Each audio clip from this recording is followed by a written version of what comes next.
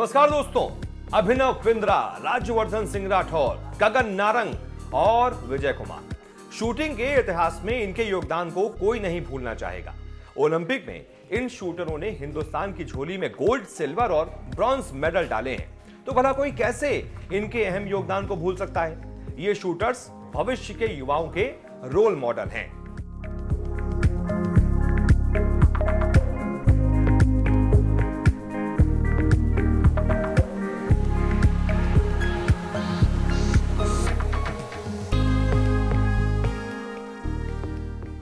आज हम आपको कुछ ऐसे ही निशानेबाजों से मिलवाएंगे जिनकी उम्र भले ही छोटी है, लेकिन निशाना एकदम सटीक है।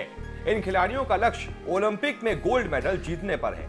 जो सपना ये खिलाड़ी देख रहे हैं वो देखने में मुश्किल तो लगता है, लेकिन अगर मूलभूत सुविधाएं मिल जाएं तो इनके सपनों को हकीकत में बदलने में वक्त नहीं लगेगा। काफ़ी टाइम बाद हो रहा है और कोरोना की वजह से गैप भी हो गया था, तो हाँ एक्साइटमेंट है और नर्वसनेस भी। तैयारी तो अच्छी है, बट थोड़ी नर्वसनेस तो है ही, जो होनी चाहिए। अच्छा है, रेंज हमारे से थोड़ा डिफरेंट है, थोड़ा वुडन का एंड ऑल दैट, बट ठीक है। इन खिलाड़ियों में से ज्यादातर की पृष्ठभूमि गांव और कस्बों की है। आज हम ऐसे ही कुछ खिलाड़ियों से आपको मिलवाएंगे जो भविष्य में भारत की तरफ से खेलकर ओलंपिक में भारत का नाम रोशन करना चाहते हैं, जो आंखों में सपना संजोए हुए हैं कि वो भी एक दिन अभिनव बिंद्रा, गगन नारंग की तरह अपनी पहचान बनाएंगे। चलिए इन्हीं निशानेबाजों की खोज में आपको लिए चलते हैं नोएडा, जहां 43वीं यूपी स्टेट शूटिंग चैंपियनशिप चल रही है। भारत के सुनहरे भविष्य को तराशने का काम यहां पर किया जा रहा है।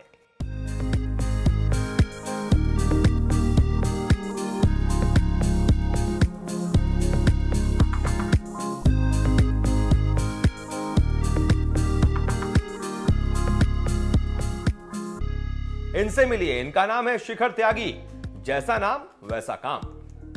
जिसके नाम में ही शिखर है उसके लिए कोई भी चढ़ाई मुश्किल नहीं है। शिखर अपनी कड़ी मेहनत और लगन से अभिनव बिंद्रा बनना चाहते हैं। शिखर ने नोएडा में आयोजित 43वीं यूपी स्टेट शूटिंग चैंपियनशिप में गोल्ड मेडल जीता है। इनके चेहरे की खुशी देखकर आप अंदाजा लगा सकते हैं कि शिखर के हौसले कितने बुलंद हैं। शिखर ने यह गोल्ड एयर राइफल NR स्पर्धा में जीता है। आपको बताना चाहेंगे कि शिखर की इस नन्ही उड़ान के पीछे काफी मेहनत छिपी हुई है। घर में उनके पास निशाना लगाने के लिए बंदूक भी नहीं थी। अपने पिता की खराब पड़ी बंदूक से शिखर ने प्रैक्टिस की और आगे का सफर तय किया। मेरा नाम शिखर त्यागी है। मैं ग्राम रोहाना कला का बच्चा हूँ और मैं एयर राइफल NR में गोल्ड मेडल जीता हूँ। मैंने ये बताइए, राइफल खेलने का शौक कब से आया? मतलब जहाँ के आप रहने वाले हो वहाँ पे कोई ऐसा खेलता था? नहीं, वो हमारे घर के पास में एक बाबा जी थे जो उनकी वेपन ख़राब था, तो पापा ने ठीक करके रख दिया। पापा खेत में चले जाते थे और वहाँ पे जैसे गर्मी की छुट्टियों में वेपन घर पे रखा रहता था, तो मैं ऊपर चढ़ के वैसे ही गोली चला लेता था। गोली चला लेते थे। तो उसके बाद फिर कहाँ एकेडमी ज्वाइन करी, कैसे यहाँ तक पहुँचे, क्या सफ़र रहा, कैसे फिर सिखाया, किसने कोचिंग दी?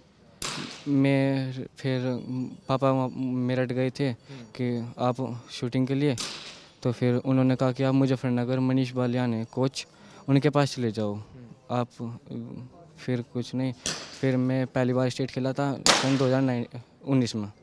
उसमें मेरे 3 गोल्ड थे, 1 सिल्वर था, और इस बार खेला तो पहला 1 गोल्ड 2 ब्रॉन्ज। कौन रोल मॉडल है इस पूरी फील्ड में आपका? किसको देख के आपको लगता है कि मुझे इस जैसा बनना है? पापा के जैसा। तो पापा भी आपके खेलते थे क्या? नहीं, पापा को शौक था। पापा को शौक था। अच्छा, आगे क्या सोचा है आपने? आगे नेशनल गोल है आपके? ओलंपिक में देश के लिए गोल्ड लाना। Yes sir. शिखर त्यागी की तरह यूपी के फर्रुखाबाद की अलकुम निशा की कहानी भी ऐसी ही है। निशा को बचपन से ही बंदूक चलाने का शौक था। उनका यह शौक उन्हें गांव से शहर ले आया। निशा ने भी अपनी छोटी सी जिंदगी में काफी मुश्किलों का सामना किया। निशा का सपना है कि वो एक दिन देश के लिए खेलें और भारत के लिए काफी सारे मेडल्स जीतें। मेरा नाम अलकुम निशा है। मैं डिस्ट्रिक्ट फर्रुखाबाद से हूँ। मेरा 50 मीटर 3P था जूनियर वुमेन से। इंडिविजुअल मैंने गोल्ड मेडल जीता है। अच्छा, ये राइफल चलाने का कब से ज़हन में आया? मतलब वो बचपन से ही शौक था मेरा। बचपन से शौक था गोली चलाने का? हाँ। क्या बात है। और फिर NCC में आने के बाद मतलब मुझे बताया गया, तो फिर मैं NCC में आई। तो तो फिर मैंने फायरिंग स्टार्ट की। कहाँ से किसने प्रमोट किया आपको कि एनसीसी में जाइए? कौन से वाले एनसीसी में गई? कहाँ से यहाँ तक कैसे पहुँची? वो कैसा पूरा सफ़र रहा? किसने सिखाया, किसने आगे बढ़ाया? मेरा सफ़र बहुत अच्छा रहा है कि सबसे पहले मेरे कॉलेज में सर गए थे, तो उन्होंने बोला कि यहाँ पर कौन फायरिंग करना चाहता है, तो फिर मैंने हाथ खड़ा किया कि मैं करना चाहती हूँ। तो बहुत सारे कंपटीशन होते हैं, उनमें प्रतिभाग करके फिर उसके बाद यहाँ तक आई हूँ।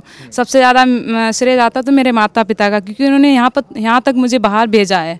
उसके बाद फिर बटालियन का काफ़ी महत्व रहा है, हमारे पीआई स्टाफ व हमारे सीओ सर। उसके बाद फिर हमारे कोचिंग के तौर पे अनिल भैया को रखा गया है, उन्होंने मुझे कोचिंग दी और मैं इस मुकाम तक पहुंची हूँ।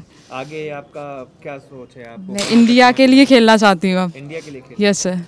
ओलंपिक में गोल्ड मेडल जीतना है? यस सर, बिल्कुल। चलिए, बहुत बढ़िया। वैसे आपको बता दें कि भारत की तरफ से मनु भाकर, अंजलि भागवत, अपूर्वी चंदेला, मेहुली घोष देश का मान अंतर्राष्ट्रीय स्तर पर बढ़ा चुकी हैं और अब यही सपना अलकुम निशा भी देख रही हैं और इन सीनियर्स की राह पर चलकर कुछ बड़ा करना चाहती हैं। ये बात लगभग सभी को पता है कि किसी भी देश का भविष्य युवा निर्धारित करते हैं और युवा देश के रोल मॉडल्स को देखकर उनसे प्रेरणा लेते हैं। फिर वो उनके जैसा बनने का सपना लेकर देश की सेवा करने और खुद के भविष्य का निर्माण करने का फैसला लेते हैं। मुश्किल हालातों से पार पाकर ये युवा अगर खुद रोल मॉडल बनते हैं तो ये गर्व की बात है। आपको हमारी ये स्टोरी कैसी लगी? इसके बारे में अपनी राय जरूर दीजिएगा और वीडियो को लाइक करना बिल्कुल भी मत भूलिएगा।